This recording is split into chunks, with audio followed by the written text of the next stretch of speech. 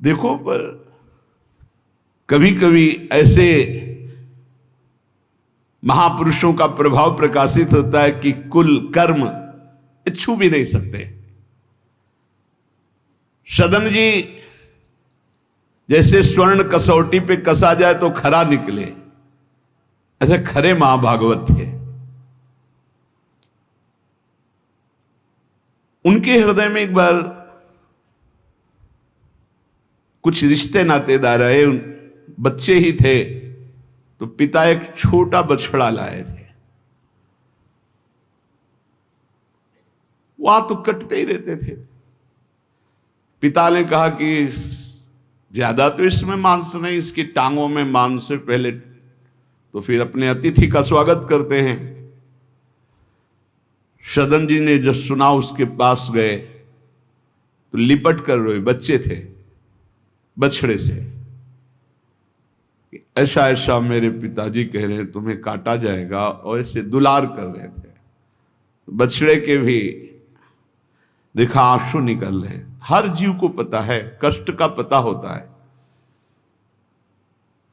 तो उसने कहा एक भागवतिक महापुरुष का जीवन बदलना है, इसलिए मानो बछड़े ने कहा कि तुम अपने पिताजी से कह दो, उचित तो यह है कि पहले मेरी गर्दन काटे। तो सदन जी ने कहा ऐसा क्यों? बोले क्योंकि मैं पूर्व में ऐसा था, तुम्हारे पिताजी पशु थे और मैंने इनकी गर्दन उड़ाई है, तो मैं अब पशु बना हूं, इनसे कह दो तुम्हें गर्दन ही काटनी चाहिए, पहले जिंदा टांग मत काटो, मैंने तुम्हें इतना कष्ट पूर्व में नहीं दिया था, सीधे गर्दन काटी थी। इसका मतलब जो कर्म किया जाता है उसका फल मिलता है पक्का। मैंने पूर्व में तुम्हारे पिता की गर्दन काटी थी इस जन्म में, इसीलिए मुझे पशु बनना पड़ा, और तुम्हारे ही पिता मेरी गर्दन काटेंगे पक्का, तुम रोक नहीं सकते, क्योंकि वो विधान है। पर वो पहले टांग ना काटे, पहले गर्दन काटे। अब ये घटना उनको बहुत छुई। जीव को अपने कर्म का फल भोगना पड़ता है जन्म जन्मांतरों में। बच्चे ही थे, कुछ संत मंडली जा रही, यही है मत की रति गति भूति भलाई, जब जे जतन जहां जे पाई, सो जानो सत्संग प्रभाव। सत्संग का एक अमोघ प्रभाव होता है। वो संतों के सामने गए, चरणों में लौट गए, बालक थे। संत जनों ने उठो उठो बच्चे, तो रोते हुए बोले कि हर कर्म का फल जीव को भोगना पड़ता है, कोई ऐसा साधन है जिससे कर्म का फल ना भोगना पड़े और जीवन मुक्त हो जाए, जीव मुक्त हो जाए? उनका भगवान का निरंतर नाम रटना। श्री हरि श्री हरि हरि नाम निरंतर रटे और स्वयं किसी जीव को कष्ट ना दे और संतों का संग करता रहे तो जीवन मुक्त हो जाएगा। बस छोटे से बालक सदन जी में बात बैठ गई, बस अंदर शुरू कर दिया हरि श्री हरि श्री हरि श्री हरि। संतों की बात मान ले तो परम पद जेब में है। अब पिताजी जब तक रहे तब तक वो वध करते रहे जीवों का, लेकिन सदन जी ने कभी कभी किसी का वध नहीं किया। वो कुल परंपरागत मांस खरीद लाते और उसी को मुनाफा करके बेचते और परिवार का पोषण करने लगे। एक दिन ये रास्ते में आ रहे थे तो किसी साधु का बटुआ ढीला होगा तो शालिग्राम भगवान गिर पड़े थे। इन्होंने उठाया कि अच्छा चमकता हुआ कोई पत्थर है, तो शालिग्राम भगवान को लाए। तो उन्होंने अंदाज में कि आधा 1 किलो के वजन का काम तो करेंगे, तराजू में रख दिया। हरि श्री हरि श्री हरि श्री हरि, हर समय नाम जपना। ये तो बचपन से शुरू था संतों की कृपा से, और भगवान से अंदर से समर्पण था। ये नहीं जानते थे कि शालिग्राम भगवान है, देखा ही नहीं था कभी भगवान के शालिग्राम रूप को। अब जैसे कोई कहता कि 5 किलो दो तो 5 किलो शालिग्राम बन जाते, 2 किलो तो 2 किलो दो। अब तो बहुत बढ़िया काम की बाट बदलने की जरूरत नहीं, एक ही बाट में जितना मांगो उतना दे देंगे और ठीक वजन उतना ही होता, कभी किसी को संशय नहीं हुआ। एक दिन वो संत समागम करते ही थे। तो एक संत भगवान आए, कोई इनके यहां ये भेद नहीं मानता था कि ये अमुक कुल की, क्योंकि इतने महाभागवत थे। संतों के चरणामृत लेना, उनके पास बैठकर सत्संग करना, तो संत जन इनके यहाँ आकर के बैठते थे। इनके यहाँ आकर के थोड़ी देर भगवत चर्चा, बड़े उच्च कोटि के भाव सदन जी के प्रकाशित थे। तो एक संत भगवान ने देखा कि ये तो बड़े सिद्ध शालिग्राम हैं, इनमें तो चक्र का चिन्ह भी है और ये इससे मांस तोलते हैं। अश्रुपात होने लगे संत जी के कि ऐसा अनर्थ करते हो तुम, भगवान के भक्त हो। संत जी ने सदन जी से बताया कि ये जानते हो तुम्हारे बांट नहीं है, स्वयं शालिग्राम भगवान हैं, और इतना घृणित कार्य कि तुम इनसे एक तरफ मांस और एक तरफ शालिग्राम। बड़ी बड़ी उनको व्यथा हुई। सदन जी ने कहा मुझे कुछ पता नहीं, मैं नहीं जानता, मेरे लिए तो ये बहुत सिद्ध बांट है। मैं जितना ग्राहक मांगता है उतना ही, आधा किलो तो आधा किलो, 5 किलो तो 5 किलो बन जाते हैं। आप देखो, अपने कुल कर्म को कर रहे हैं और नाम जप कर रहे हैं, और संतों की कृपा है। तो देखो अचानक रास्ते में भगवान शालिग्राम जी मिले थे। उन्होंने कहा अगर ये भगवान है तो आप ले लो, हम तो सेवा पूजा कुछ जानते नहीं, आप इनको ले जाओ। संत जी ले गए, और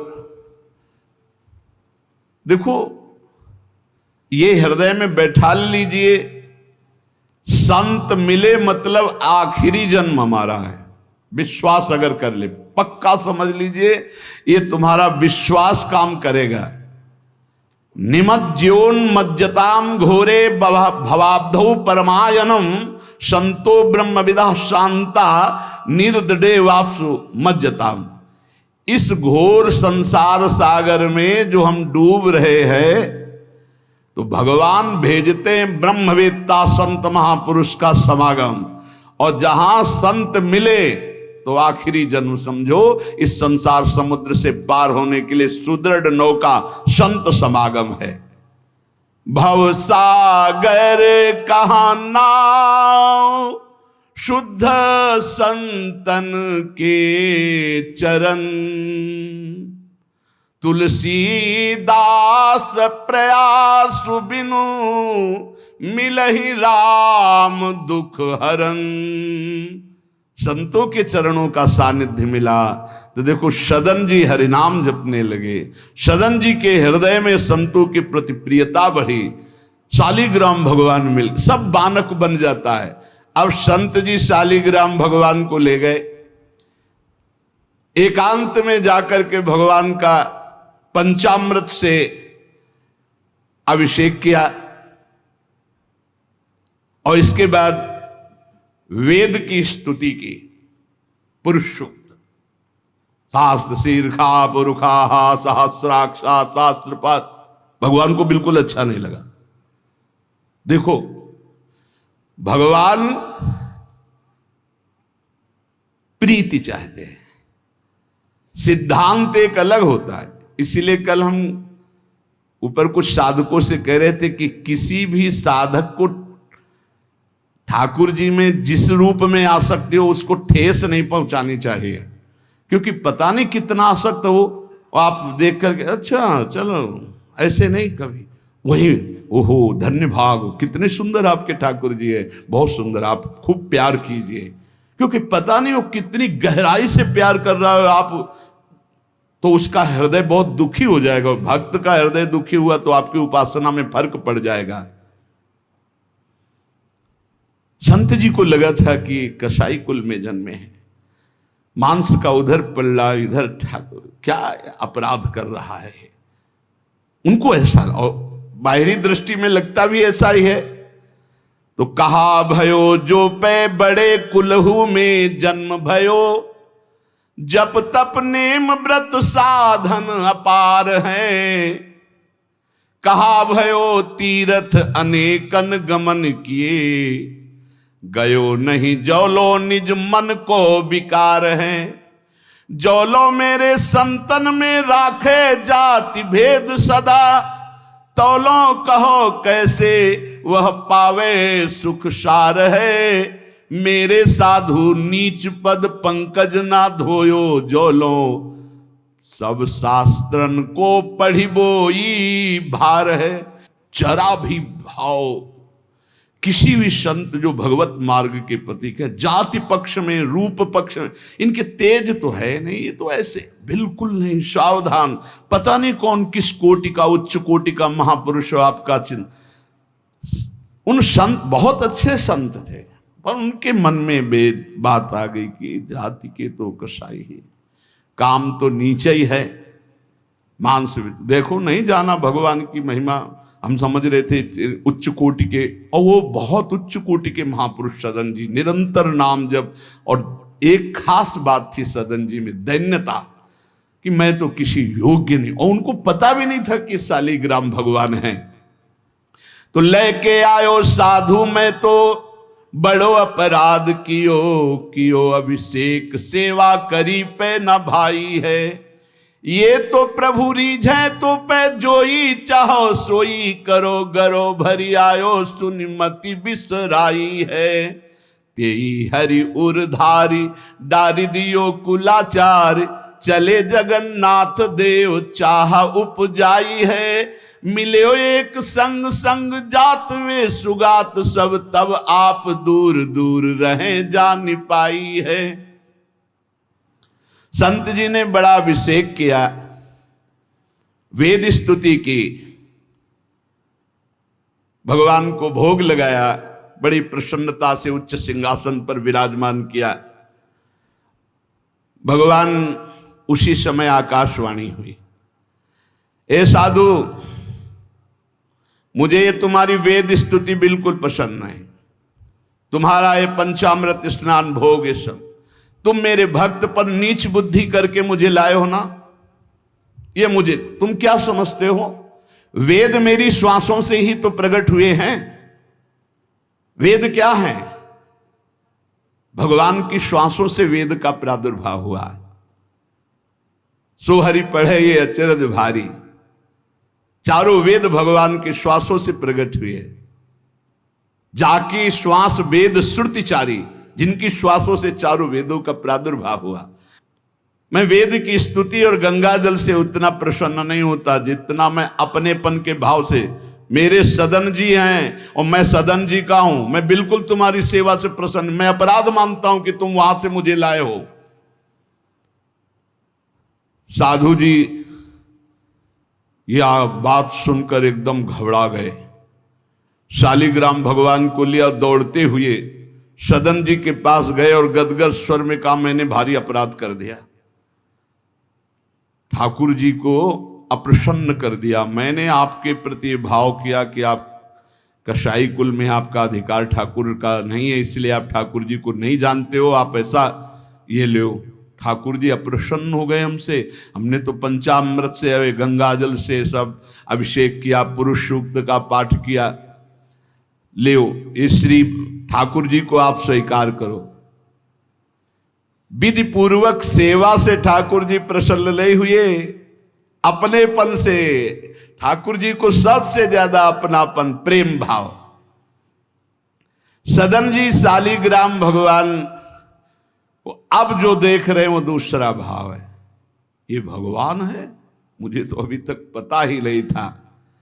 साधु जी जब चले गए तो कहा, अब तौलने के काम में तो नहीं, एक सुंदर नवीन कपड़े में ऐसे गले पे लगा लिए, ठाकुर जी गले पे डाल दिए। भगवान रीझते हैं भक्त की अपनेपन की प्रीति में, जो चाहे वो प्राप्त कर सकता है, सिर्फ अपनापन प्रभु को चाहिए। हम यही कहते हैं बार बार कि अपनेपन पे कुल्हाड़ मत चलाओ, विश्वास पर कुल्हाड़ मत चलाओ।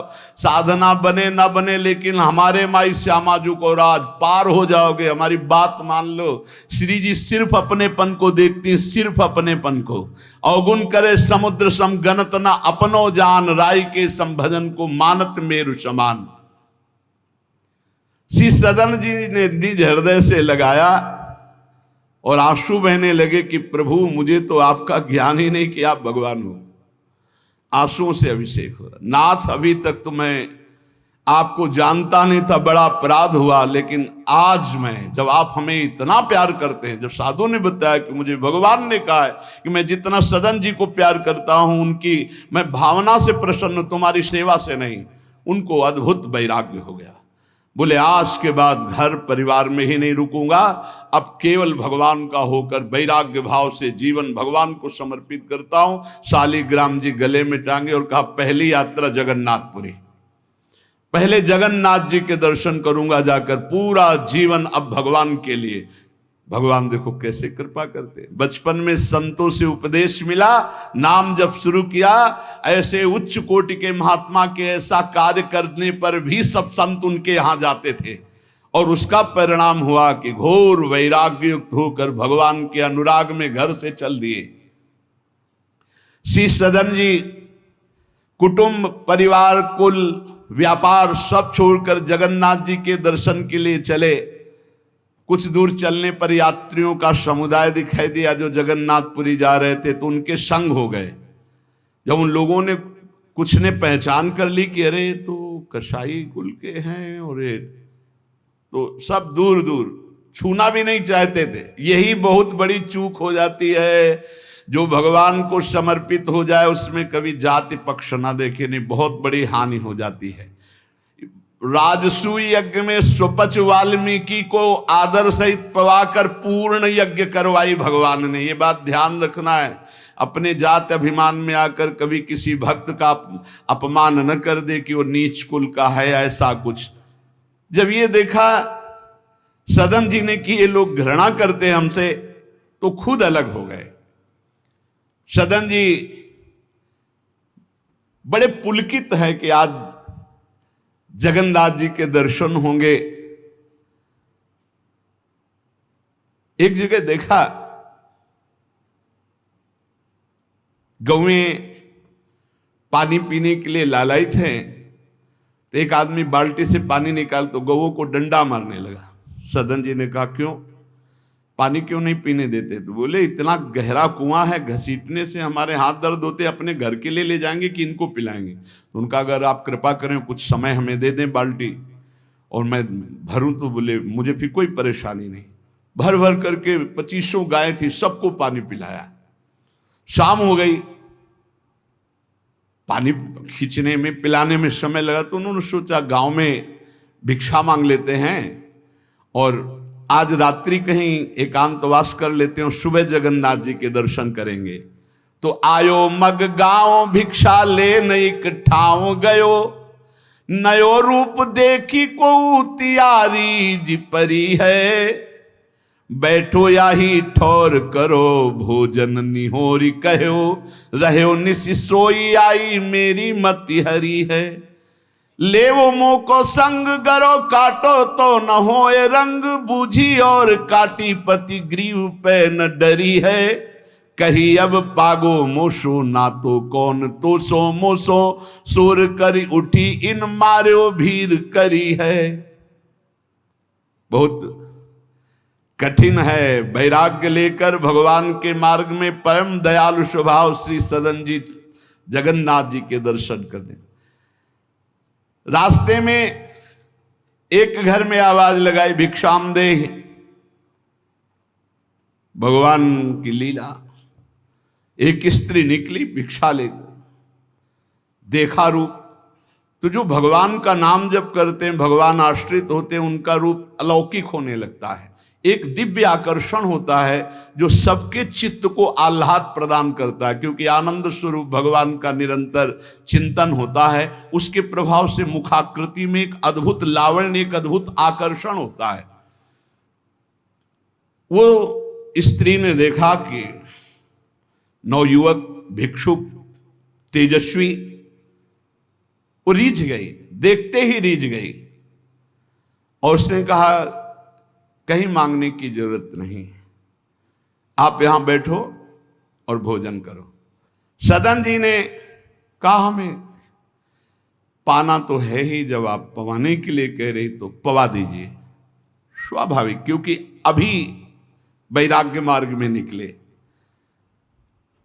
उस स्त्री ने प्रार्थना की, भोजन बना के पवाया और कहा, प्रभु यदि आज रात्रि यहीं विश्राम कर लें तो आपको क्या, सुबह जगन्नाथपुरी चले जाइए। आपने उस स्त्री के विशेष आग्रह को स्वीकार करके उसके घर में शयन करना स्वीकार कर लिया। जब उसके पति सो गए तो रात्रि में उठ करके आई और आपके पास आकर बोली कि मैं आपको देख करके काम से पीड़ित हो चुकी हूं, अतः आप मुझे स्वीकार कीजिए और मैं सदा सदा के लिए आपके साथ के लिए चल दूंगी। सदन जी ने कहा, यदि तू मेरा गला भी काट डाले तो भी मैं तुझे स्पर्श नहीं कर सकता, क्योंकि तेरा पति है। अच्छा, उसने गलत अर्थ ले लिया। उसके भाव में आया कि अगर पति है तो ये स्पर्श नहीं करेंगे, अगर पति ना हो तो स्वीकार कर लेंगे। कोवा मदांधो मदना तो रोवा, अंधों में भी अंधा कौन है, बोले जिसमें काम जागृत हो जाए। वो ऐसे काम से व्याकुल हो गई कि सोते हुए अपने पति का बिल्कुल भी प्रियता न रखते हुए गला काट दिया और आकर बोली सदन जी से कि अब मुझे स्वीकार करो, आपको पति का भय था ना, गला काट दिया। सदन जी ने कहा कि तू कितनी नीच है, जब तू अपने पति का गला काट दिया तो तू कितनी नीच है, इतना सोचा है? वैसे ही मैं तुझे स्पर्श नहीं करता, अब तो तुझे देखना भी नहीं। तो स्त्री ने कहा, मुझे ऐसा मत समझो कि मैं तुम्हें भी बख्श दूंगी, तेरे कारण मैंने अपने पति का गला काटा है, तो फिर तू भी नहीं बच सकता। तो सदन जी ने कहा, क्या कर सकती हो? तो उसने कहा, मुझे स्वीकार करो, नहीं उच्च स्वर से अभी हल्ला मचाती हूं। माया का विचित्र तांडव, और मैं जोर जोर से सबको कहूंगी कि ये मेरे साथ गलत करना चाहता था, मैंने रोका, मेरे पति ने रोका, मेरे पति का गला इसने काट दिया, इसलिए अभी कहती हूं मैं आजीवन तुम्हारे साथ रहूंगी, मुझे ले चलो। सदन जी ने कहा, गला कटवाना बर्दाश्त है लेकिन स्पर्श नहीं कर सकता। ये सब चूकों की चूक का पूर्ण आहुति, इससे पूर्णता हो गई। मैं धर्म के विपरीत नहीं चल सकता, तू चाहे मेरा गला तू काट दे या समाज से कटवा दे। सदन जी भगवान के भक्त थे, उनके भोले भक्त होते हैं भगवान के, ज्यादा बुद्धि नहीं लगाते हैं, नहीं तो रुकना ही नहीं चाहिए था या उसी समय भाग जाना चाहिए था, भागना चाहिए था। वहां बैठ करके उपदेश नहीं, जब ऐसी घटना है तो भागना चाहिए था। जब वो कि प्रश्न करने के बाद जब सदन जी ने कहा कि तुम्हारा पति है, तुम ऐसा कैसा दुराचार पूर्ण भाव रखती हो, तुम मेरा गला काट दो तो भी तुम्हारा स्पर्श नहीं कर सकता। अब तो उसने देखा कि ये हल्ला मचा दिया, दौड़ो दौड़ो, देखो ये ऐसा ऐसा। अब गांव के लोग इकट्ठा हो गए, तुरंत बंदी बनाए गए सदन जी। वहां कौन सुने सदन जी, कौन सुनता है? भीड़ में कोई सुनता है? कड़ा शासन बादशाह का था, उनके सामने पेश किया गया।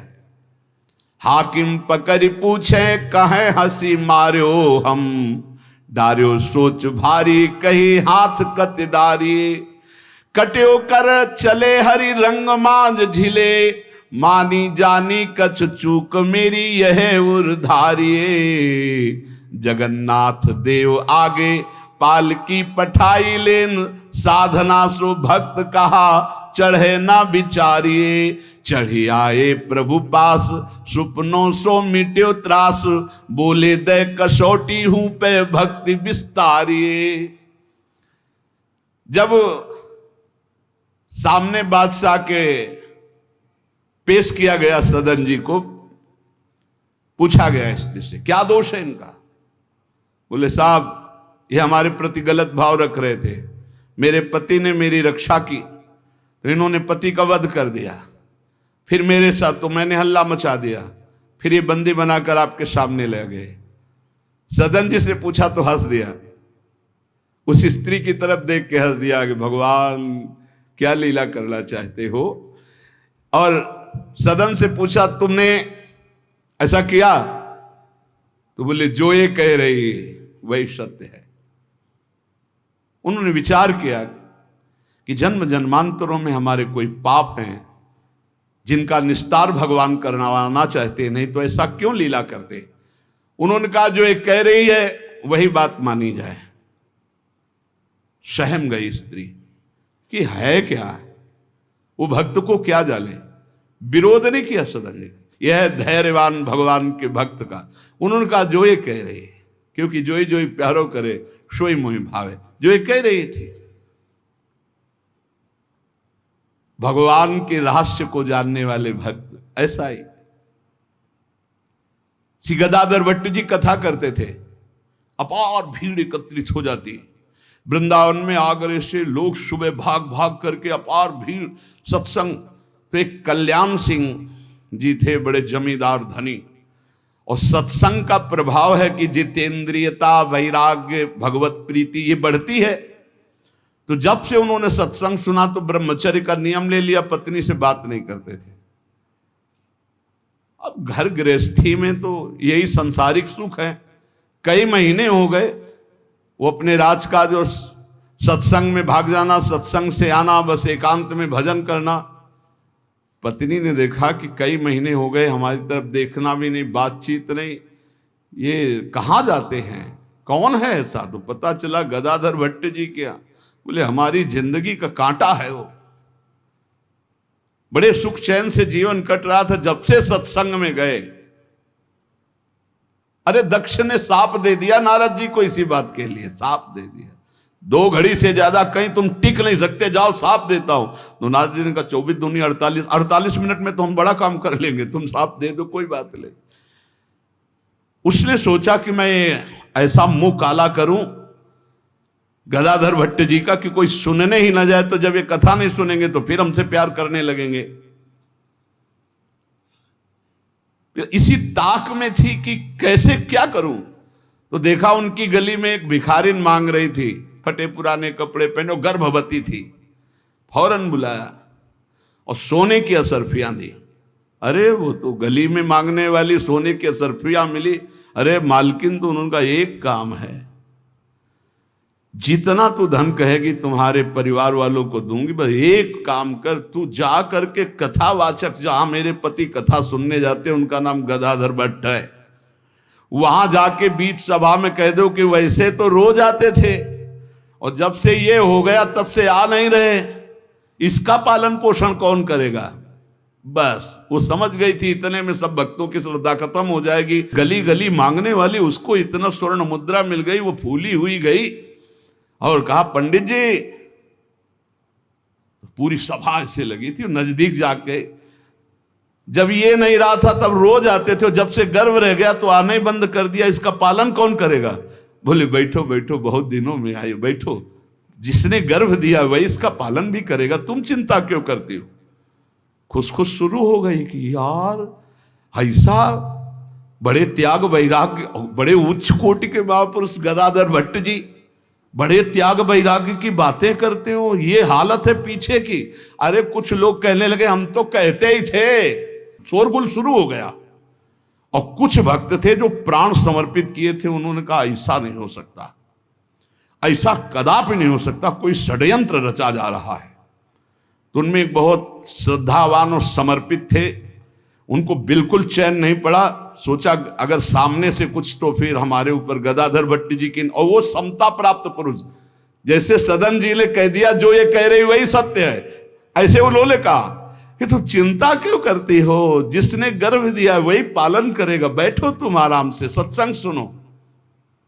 सामने ऐसे तिरछी चितवन से जाकर उसको बुलाया, गदाधर भट्ट नहीं देख पाए, नजदीक गई, पीछे मंच के ले गए, कहा सत्य बोल, कभी तो जानती है इनको, कभी मिली है। वो घबरा गई क्योंकि 10 लोग पीछे पहुंच गए जो श्रद्धावान थे। बोल सच्ची। तो उनका मैंने तो कभी देखा ही नहीं है इनको, ये हमारे पास क्या आएंगे। खोल के दिखाई, इतनी असरफियाँ मुझे मिली हैं और इससे ज़्यादा मिलेंगी। इस बात के कारण मैंने सोचा मेरे परिवार का, अरे तू परिवार के पोषण की सोच रही, लाखों की श्रद्धा की बात है, किसने दिया? तो बोले कोई कल्याण सिंह है उनकी पत्नी। कल्याण सिंह ने जे ही सुना, गदाधर भट्ट जी ने रोका, सत्संग का मतलब क्या है? बोले सभा में बोल। गदाधर भट्ट जी ने कहा कुछ कहने की जरूरत नहीं है, ये सब भगवान से प्रेरित है। कल्याण सिंह का तुम हमारी आज्ञा का पालन करो, अपनी पत्नी को कठोर शब्द नहीं बोलोगे, लेकिन गृहस्थ धर्म में हो, अपने धर्म का भी तुम्हें पालन करना चाहिए। उस कल्याण को शांति किया और उसको और भेंट दी और कहा जाओ तुम अपना सुखपूर्वक जियो। जैसे महापुरुष जो स्थिति होते उसमें सबको लगने लगा था। उन्होंने कहा बैठो बैठो बैठो, जिसने गर्भ दिया वही पाल। अब वो तो कह रहे हैं भगवान को लेकर, और लोग समझ रहे हैं कि मामला है। ऐसी सदन जी ने कहा जो ये कह रही वो सत्य है, क्योंकि वो समझ रहे हैं कि भगवान कुछ दंड देना चाहते हैं, तो मैं क्यों बचना चाहूं। भक्तों का बड़ा विचित्र स्वभाव होता, समझ पाना बड़ा कठिन। उन्होंने कहा जो कह रही है सत्य है। जो हाकिम था उसने जब देखा तो उसने कहा मेरा हृदय कह रहा है कि इनके चेहरे से लगता है ऐसे नहीं है, पर ये जब स्वयं स्वीकार कर रहे हैं तो दंड देना ही पड़ेगा। तो इस अपराध का क्या दंड होता है? बोले दोनों हाथ काट लिए जाएं। यहां से दोनों हाथ काट लिए गए, लेकिन उनकी मुस्कुराहट में फर्क नहीं पड़ा। 22 बाजारों में कोड़े मार मार करके बेहाल किया जा रहा है। हरि बोल के सिवा एक शब्द नहीं निकला ठाकुर हरिदास जी के। आप विचार कीजिए भक्ति में कितनी शक्ति है, कितनी अपार सामर्थ है। इतनी बार कष्ट दिया गया प्रहलाद जी को, एक बार भी हरि से शिकायत नहीं की। हर बार हरि हरि हरि, हर समय मतलब बलिहारी है इन महाभागवतों की, जो भगवान के लाडले हैं। माया पर विजय प्राप्त करके दिखा दिया इन्होंने कि चाहे जितना सताओ, हरि के भक्त में ना हरि से प्रश्न है और ना सामने वाले पर कोई शिकवा शिकायत। दोनों हाथ काट लिए गए, मुक्त कर दिया गया, इसलिए कि वैष्णव है, भगवत भक्त है। अपराध बन गया तो हाथ काट लिए गए, उनको जेल आदि नहीं, भगवान की शिक्षा। अब रक्त श्राव हाथों से हो रहा है। जय जगन्नाथ, जय श्री हरि, जय श्री हरि। यात्रा नहीं रुकी जगन्नाथ जी की।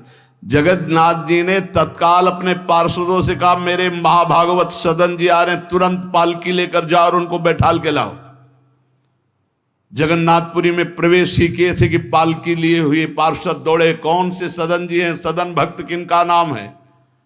तो उनका सदन तो इस अधमदास का नाम। पालकी पे बैठो जगन्नाथ जी। अरे उनका कैसे पालकी, भगवान की भेजी पालकी में, पालकी को साष्टांग दंडवत किया इससे कि भगवान की नहीं, जबरदस्ती भगवान के पार्षदों ने उठा के पालकी में। जय जगन्नाथ।